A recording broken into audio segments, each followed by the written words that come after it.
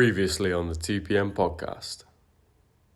When you're thinking about things and your mind's going at 100 miles per hour and all you're thinking about is stuff that's going on at work and things you need to do, and you can quite easily go into your own bubble.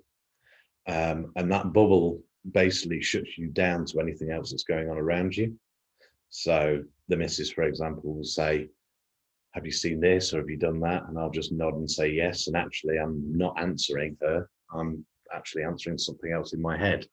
And then she'll say, you didn't hear what I said, did you? And I'll have to say, no, I didn't. Can you tell me again? Which is highly frustrating. But particularly with small children, you've got to be careful with that because, you'll hear people say, oh, I didn't really see my kids growing up. And these are usually business owners that have been working 24/7. And I've not seen their kids grow up. So now it's having the ability to turn off the work light, which is difficult, particularly in our industry, because we are running 24/7 as a business. But putting measures in place, putting people in place, and being able to delegate so you're not in that bubble constantly, and actually being able to spend quality time with the kids. So given the fact that now you are the VP of Global Sales for Villas, you are in an organization that is bigger than your last company you worked for. Yeah. You have a larger sales team than you ever had before. Yeah. And you ultimately have a larger family than you ever had before. How do you manage to keep all those plates spinning and ensure that everyone gets enough Dan time, including Dan himself? Well, I always put everybody else before myself, of course. But actually, in hindsight, you need to give yourself some time. Whether you lock yourself in a room for 20 minutes and just turn the lights off and just relax, or just go for a gentle stroll down the road, just taking some oxygen. To go back to your question, it's the difference between what's happening now and previously. Previously, the team was very UK based, so everybody was in the office. It's very easy to communicate. It's very easy to see body language and maintain things the way they should be. The difference now is, yes, we have the team in the UK, but we also have 3 other offices with others opening still. So doing that remotely, and particularly with COVID, we live in this world now of Zoom, Teams, and GoToMeeting. And whilst communication via those tools is good, it is difficult because you don't have that face-to-face time because of restrictions. So it is hard. But rather than doing it sporadically, actually scheduling that time formally, but also informally, because whilst you need to go through the daily one-to-ones or discuss anything that's happening on projects or opportunities or any challenges with anything that's going on, you also just need to show a little bit of the human side by just asking the one question. And all of my team know this, and I recommend it to everyone really, is open the statement with how can I help, because it makes somebody feel a lot more wanted, a lot more of a team player, a lot more involved. And that in particular has been tough, particularly during the pandemic, is maintaining and make sure that everybody is okay. Because some people, again, back to personalities, they like to be around people. They bounce off people. They can get things done quicker. It's just not the same on a Teams call, for example. I think with the pandemic, a lot of us have had not only our freedoms removed, but also ultimately our hobbies, pastimes, and how we do decompress. Yeah. I was going to ask you what you like doing in your spare time, but I know that you're like me, you don't have a lot of spare time. Yeah. But you've had your hobby and passion taken away from you in the sense of you're a huge fan of Derby County Football Club.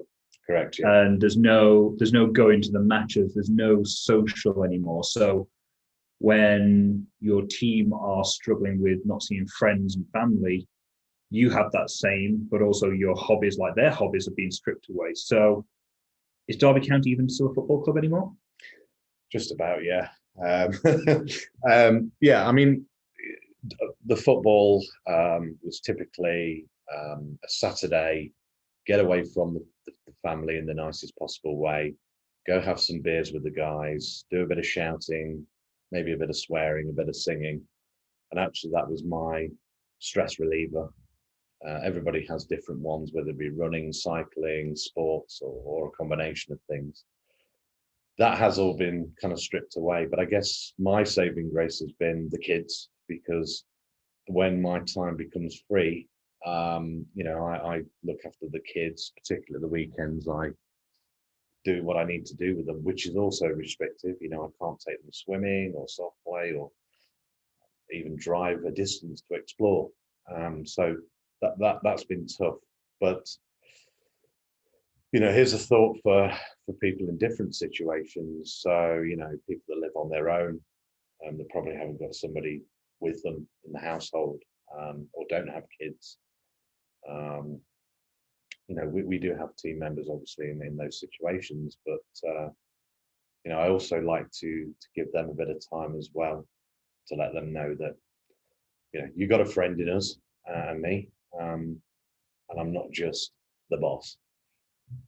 So everyone's got a different source of motivation or something that drives them on.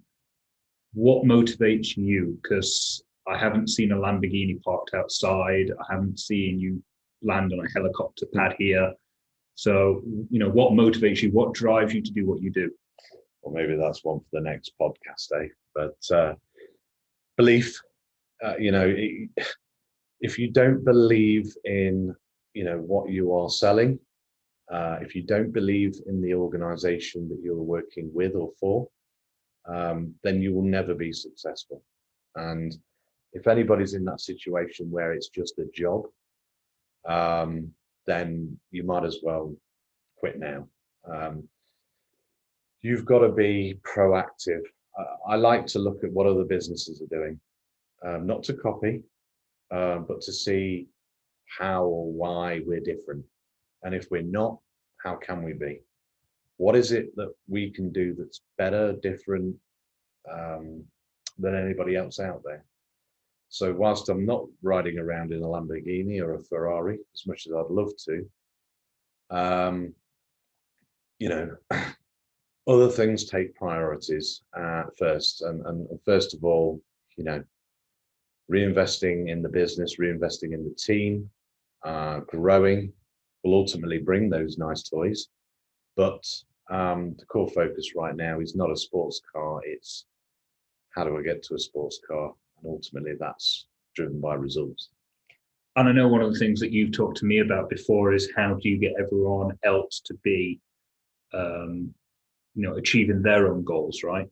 Because it's one thing for somebody to turn up in a flash expensive car, but if everybody else in your team is a minimum wager or really struggling, what kind of impact does that have on the motivation of your team if the boss, the manager, the director turns up in a flash car?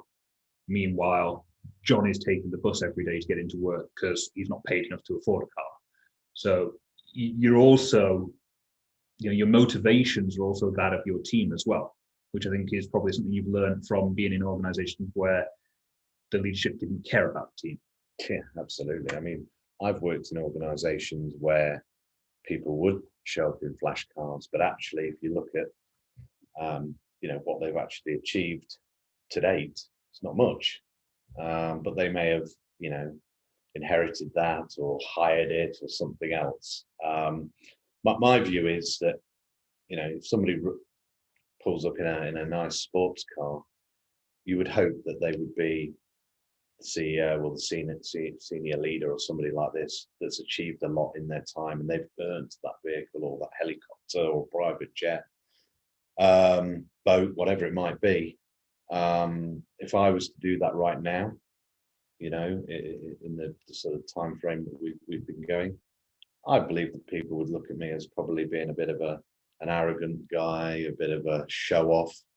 I like to show off, of course, but it has to be done in the right way. So at 40, Yep. Social media tells us by now you should be retired on an island somewhere, that every 22-year-old should have a holiday home, a flash car, and have a stack of money on the bed. Yeah, correct. Have you achieved all your life goals yet? No, absolutely not. And actually, one of the things that I am very frustrated about is I've tried and tried and tried to be heard. I've tried to put forward ideas in previous employment. I've experienced very poor management styles, some aggressive, some very aggressive. And when I look back now, I think I've actually wasted a chunk of my time. And I wish really that I'd done this much sooner. Obviously, you need the experience and you need to learn things. But yeah, it's one of the biggest pain points today for me. So, given the job title and role you have today, what are your main responsibilities? What is it that you do every single day to keep pushing your team forward, yourself forward, and the organization? Well, minimize micromanagement. That isn't really my style. Anybody that sort of micromanages and has to check up on people every 5 minutes, clearly there's a problem there. And that could be within processes, it could be within the team themselves, or ultimately though, you as a leader. What I've found, and I've had to learn this the hard way over time, is stress and pressure can actually push you into feeling like you have to micromanage, because you want to be in control of the ultimate goal. So by actually sort of stepping back, like I said previously, scheduling time with your managers, time with your team leaders, time with individuals, having a clear agenda of things to discuss. A lot of people go into these types of meetings and just have a chit chat, but then problems come out later and they've never been discussed or executed. So it boils down to process, but taking the process elements out of it, I've found that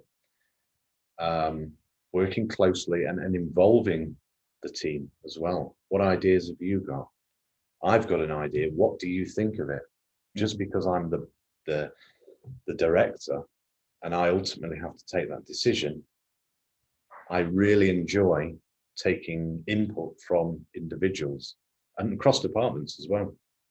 I think the idea of a good organization is that you're constantly hiring great people, or at the very least training them to become great people. Because if you're the one, and I've said this before, if you're the one with all the answers, then you've got a very poor organization beneath you. Yeah. It's one thing for you to strategize and come up with a plan, but you've got to take that input from others, right? Interviewing salespeople is a classic example. And I've been involved in organizations where this has happened. How much do you want? What can you bring? And what you don't know is you've got 3 months to deliver. So I take a very different tact on that. And I know we do as a business with recruitment overall, is good questions. You have your standard interview questions, but you might do a first and second interview. You might even do a third, where you pull somebody else in to ask some slightly different interviews. And somebody said to me the other day, the process was very good, Dan, but it seemed to be quite long. And what I explained was, it's so important, not just for us, but also for them, that we make the right decision in terms of the employment, because we don't want somebody to stay for 3 months, a year. We want them to be with us for 5 years plus. And you have to hire slow, and ultimately when there's a problem, fire fast. Oh, correct. It's not to say that you don't give people second chances and opportunities and so on and so forth, but recruiting and hiring it's information gathering, right? It's learning. If you have to terminate someone, unfortunately, that's because it's gotten to the end of that process where you can help that person even further. So hiring is information gathering and almost guessing in a sense. Firing is knowing. Yeah, absolutely. Yeah, and and also as well when it comes to firing, and fortunately I've not had to do a lot of this in my career, which I hope is a good sign. But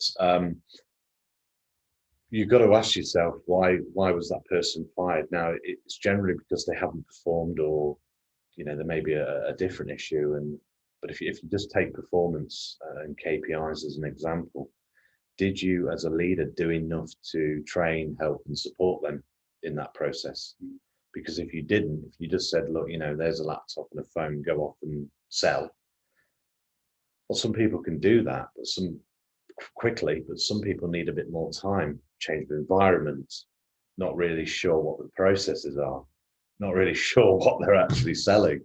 And again, going back to what we've implemented here at Velez is having a real good process of training, onboarding, working very closely with HR on that process.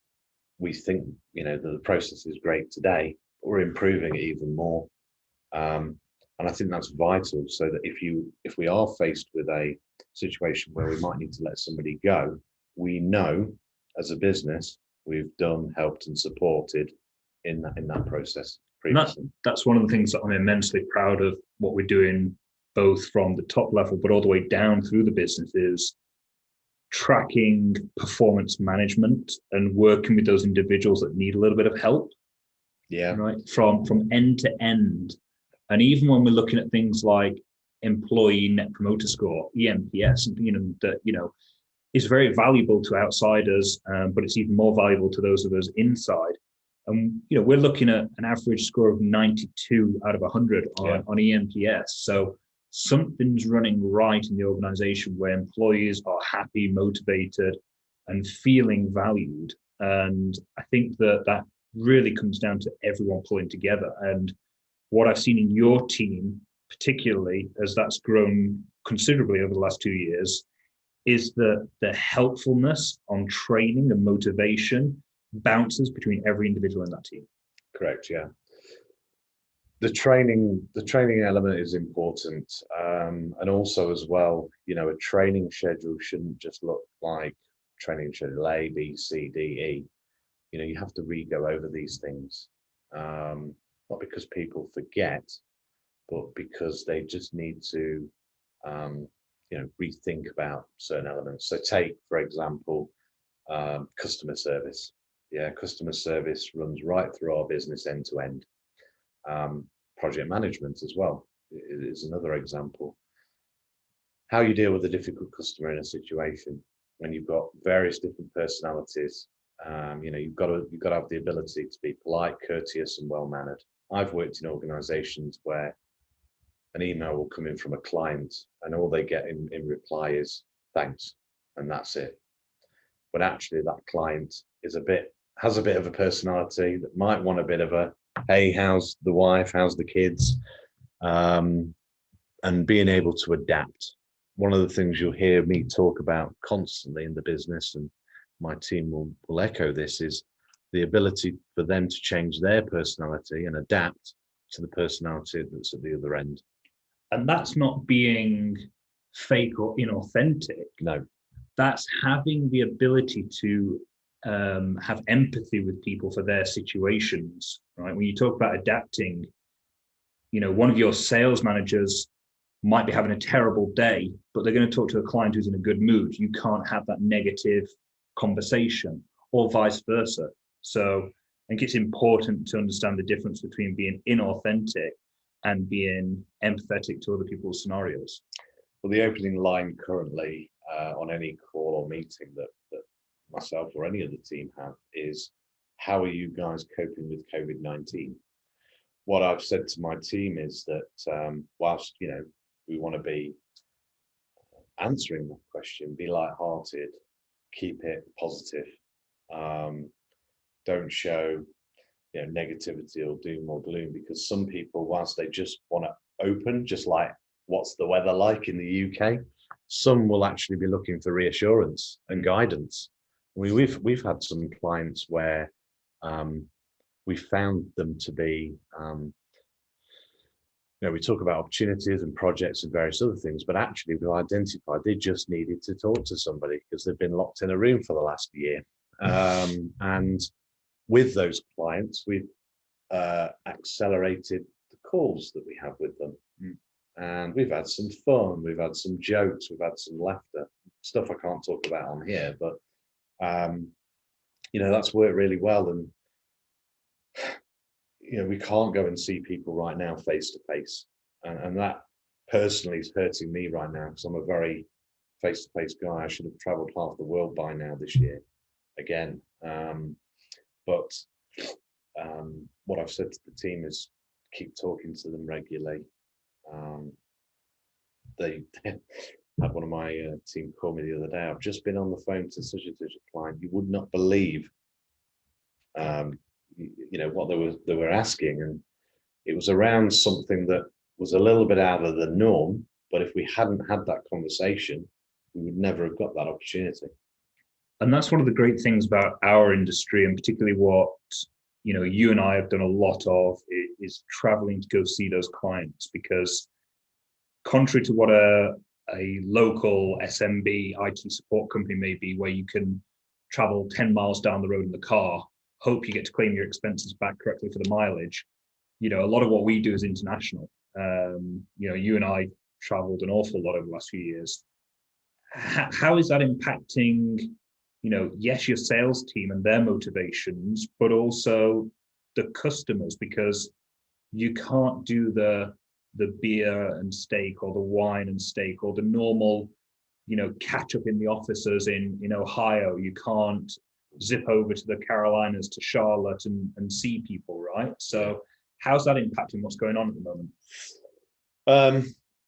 Kind of like what I said previously. Some of our clients, they shorten to the point, and then you've got some that really want to talk about the wife, the kids, and life in general. So it's been difficult, and there's not a lot we can do about that right now. When things change, I probably won't be home for a long time. But what I've just said to the teams is, whilst we can't do the whole face-to-face, the steak, the dinner thing, we must, keep the comms to a high standard. We must help the clients feel that we are there, not just as Velez, but even as friends. Again, I had a client call me the other week that we didn't even talk about business. We talked about fishing. We talked about learning different languages. It was quite bizarre, but I realized that actually, whilst it was a new client, this client, had other interests and similar interests to me. Previously in other employment, certainly in my last employment, you weren't allowed to travel unless you got the contract. Well, certainly in this industry, a lot of people like to meet you. They like to see the white of your eye. They like to shake your hand, see if you've got a firm handshake. I've been in meetings where it's been 5 minutes and then we've been down in the restaurant or the bar. And certainly in the bar, several beers later, with a bunch of people from that organization. Yeah, we like you, Dan. Can you do this? Can you help us with that? Yes, no. Sometimes people I say no more than yes, but there's a reason behind that. That kind of ties into the values of the company, right? Like we look at things very differently to how a lot of organizations in our space work. A lot of companies in our space will say pretty much yes to anything that comes across the desk. I think we've got a very solid process that you put in place in terms of how we validate the kind of work that we are willing to do. And it doesn't necessarily have a dollar sign attached to it in order for us to say yes. In fact, I saw someone the other day in our space who said, unless it's a $500,000 opportunity, we won't say yes to it. That's the minimum level. Yeah. Well, how do you secure a client like that unless you said yes to some of the other entry-level projects, to some of the other, how are you going to help your customer if you're only willing to deal with the big stuff? Yeah, I mean, a lot of this is psychology, and let's not forget being in the channel. You're not always in direct control of the end sales process. So you have to ask good questions. You need to understand. There's been many opportunities where I've looked at the information that's come across the table and I've said no. That hasn't gone down well with the account manager at the time, because they've got numbers, KPIs to hit. But I learned a very, very hard lesson early on in life. Was, I worked for an organization where the leadership said, just say yes to everything, no matter how big or small, and we'll figure out how to deliver it later. And ultimately that lost trust, clients, and caused a whole heap of issues. So, we're not here at Velez sort of sitting there saying no, no, no, no, no. We're just looking at things. And if something looks like it might be a little bit tricky to deliver, we will ask for more information. We will put forward a different plan to what they've given us. And I think that's where we're, different to other people. We're more consultative in our approach rather than just, yes, here's a quote. Well, that's always interesting when you and I have had these conversations in the past where you've told me there's a deal on the table, it's ready to be won, it's a 6-figure amount, and you've said no to the client. For whatever reason that might be, oftentimes it's not enough information, it's the risk factor's too high.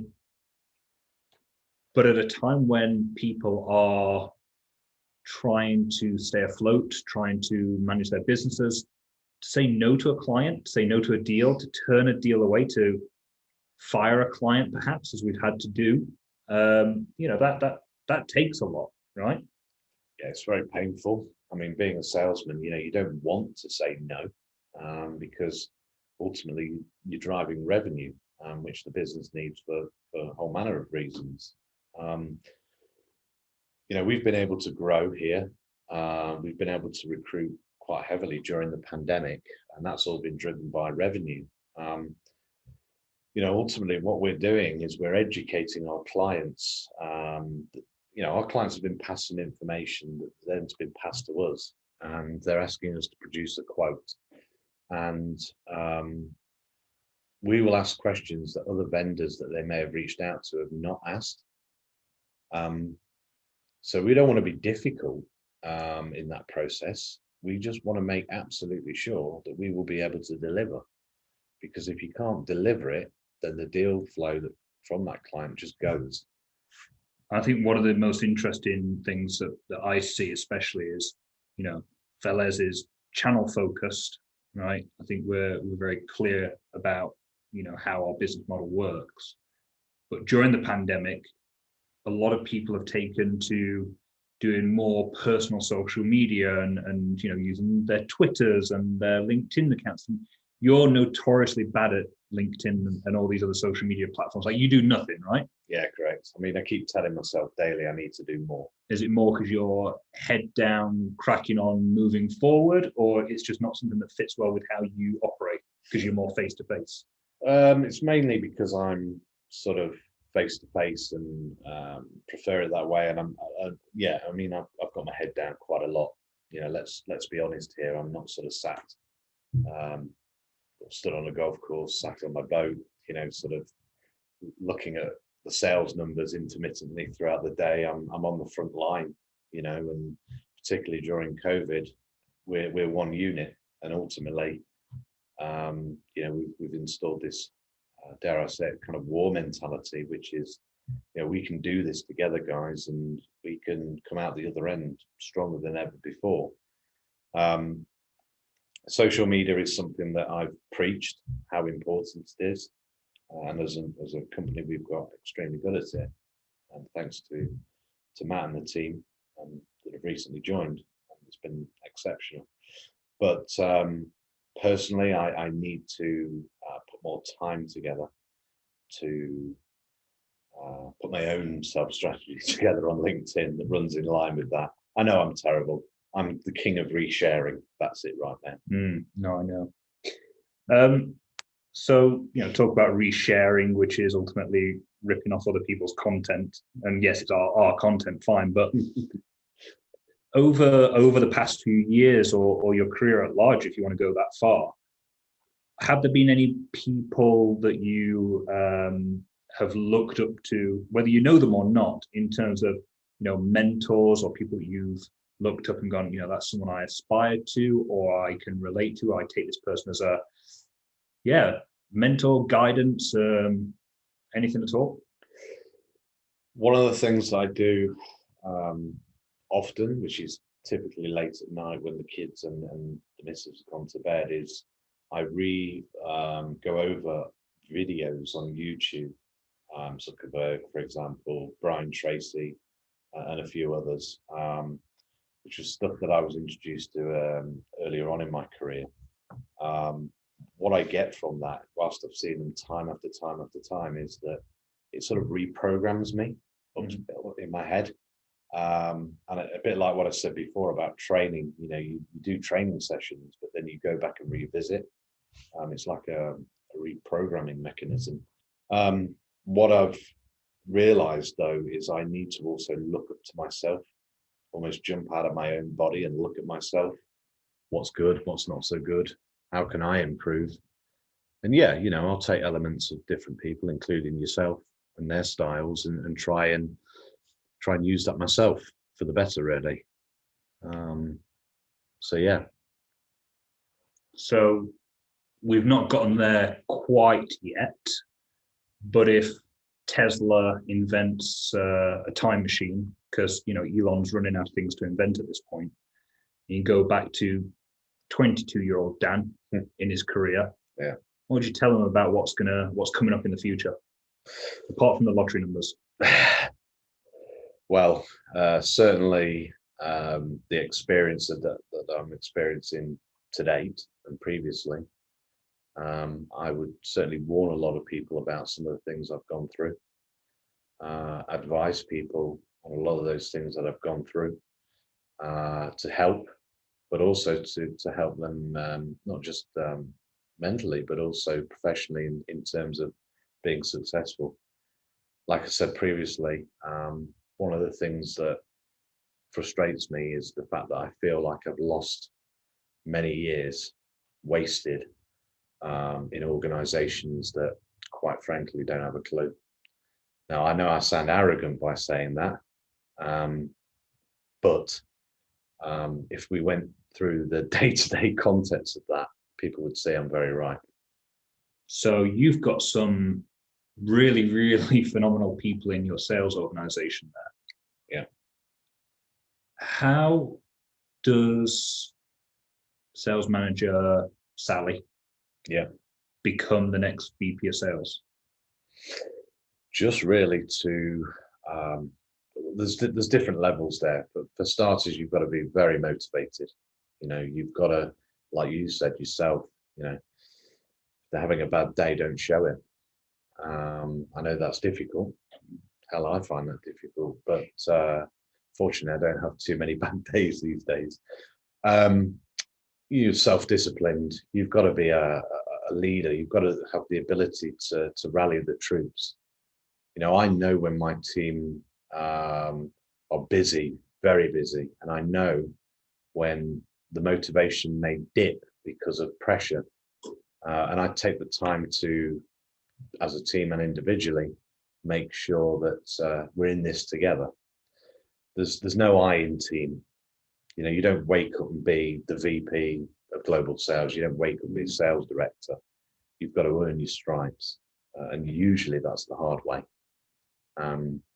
So sales manager Sally can do my role, but just needs to follow the core values of the business, and also follow some simple techniques around self-esteem, motivation, and being a team player. Obviously, we had Steve Studley, for example, on the podcast, who both you and I know, and he'd come in as effectively an entry-level field engineer, and then ultimately became the CEO of the company. Right? I mean, that is not unheard of in many organizations. Yeah. Start at the bottom, work your way to the top.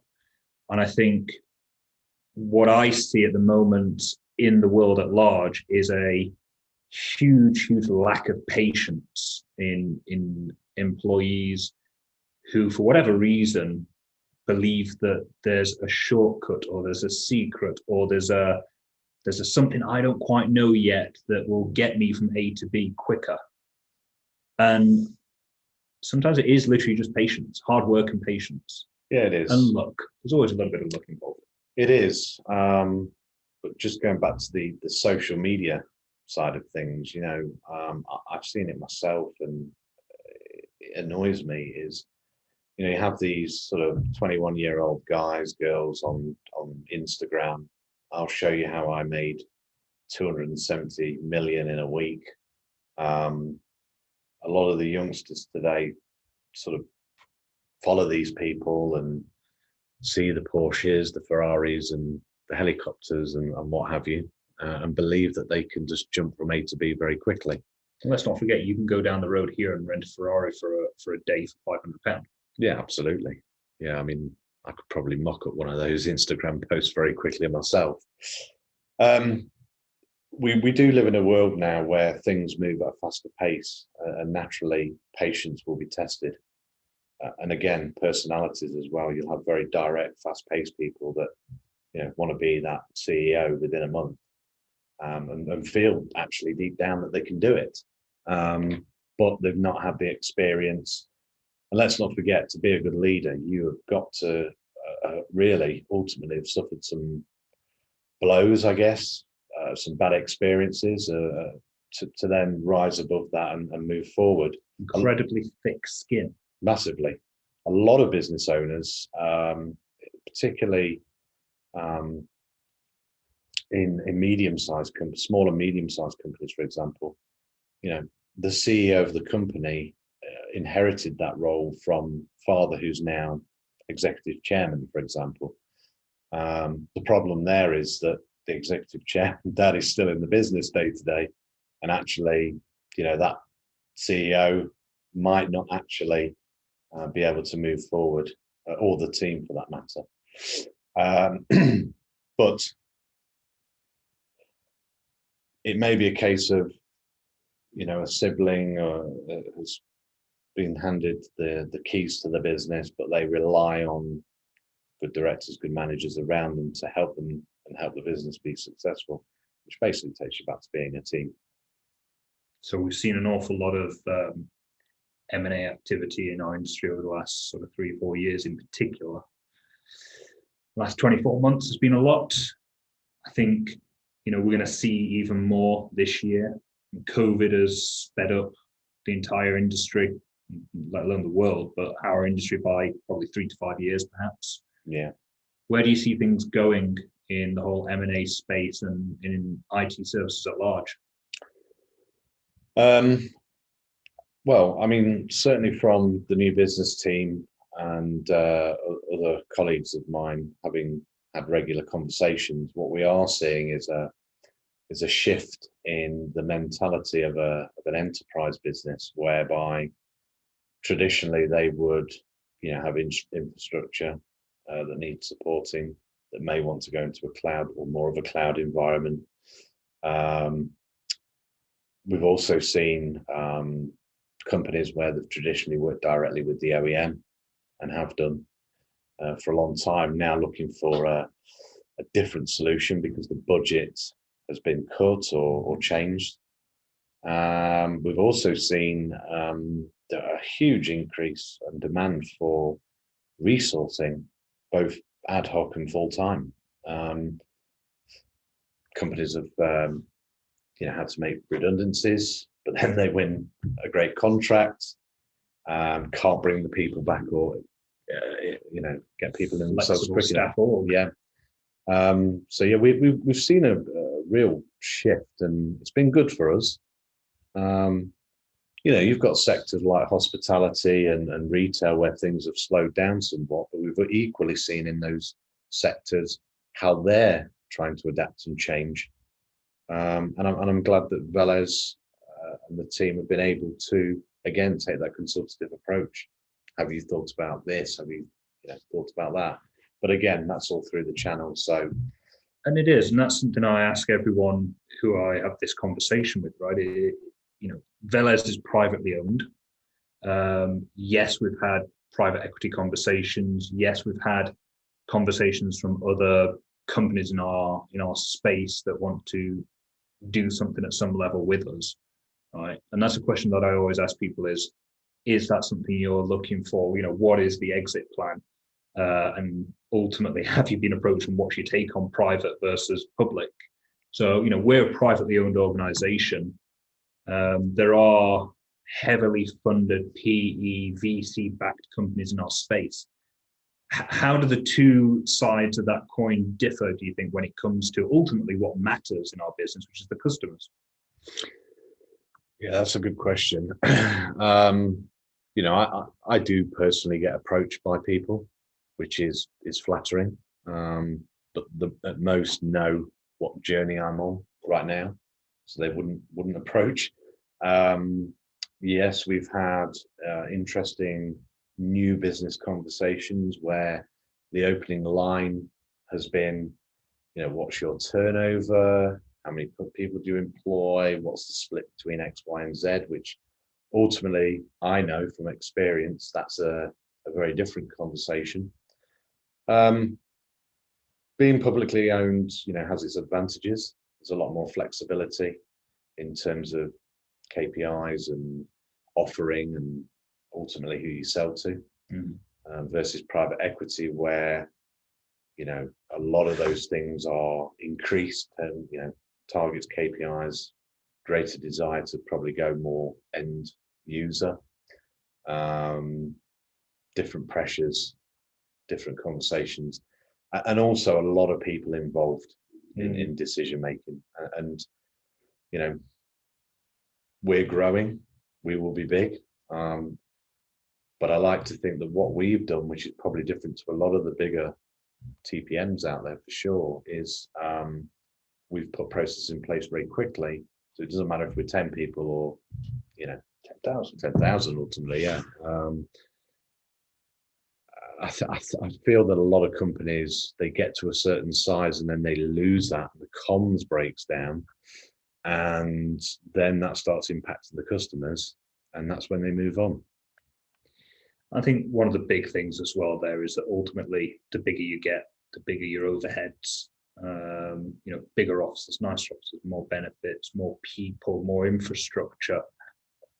How you then pass on the savings to an end customer when your overheads are 100x that of a 50-person or 100-person company, which is the bracket we sit in, right? So it's a very different play, and it's almost, in my opinion, the market is looking more and more monopolized for the big players, where there's still a market for the smaller TPMs to deliver great service, great quality at a great price. But it'll be interesting to see how that changes over the next 2 years in particular, I think. Yeah, absolutely. Somebody said to me the other day, you guys, you're what, 800 people? I was like, no, where have you got that from? And that was just perception. We saw your new offices, your marketing, is different now. And again, that's flattering to hear that. But we've increased our rate of employment massively in the last 12 months, and still growing today. It feels like we have new starters every week. I think we have done. Yeah. For the last few months.